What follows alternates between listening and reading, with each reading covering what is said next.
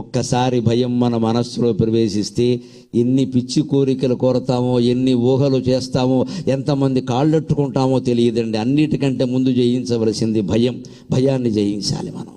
ఏ ఆలోచన నీకు భయాన్ని కలిగిస్తుందో ఆ ఆలోచన కాస్త తిరగేసుకోగలిగితే అట్టు తిరగేసినట్టుగా భయం పోతుంది. అట్టు తిరగేసుకోకుండా భయానికి ఇంకా 4 మనం కల్పించేసి వాడు వస్తానని ఫోన్ చేయగానే వచ్చేసినట్టే ఊహించుకుని, తలుపు తీసినట్టే ఊహించుకుని, కచ్చట్టి పొడిచినట్టే ఊహించుకుంటే ఎవడూ పొడవకుండా నువ్వు పోతావు ఇక్కడికి. ఈ ఊహ వల్ల ఇప్పుడు రాని రాదా రాని అంటే వాడు రాగానే స్వాగతానికి కానీ పెళ్ళి అండి తలుపు తీస్తామో మనకి తలుపుకి 4 లాక్కలు ఉన్నాయి కదా, అక్కడ నుంచో తీకు కత్తెట్టుకుని నుంచో. నువ్వు కూడా వంటింట్లో కత్తులు లేవా, పట్టుకుని నుంచో.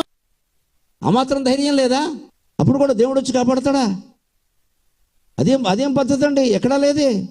భగవద్గీత మొత్తం 18 అధ్యాయాలు 700 శ్లోకాలు ధర్మం కోసం యుద్ధం చేయడానికి చెప్పాడమ్మా, నోరు మూసుకుని కూర్చోవడానికి కాదు. దయచేసి గమనించండి.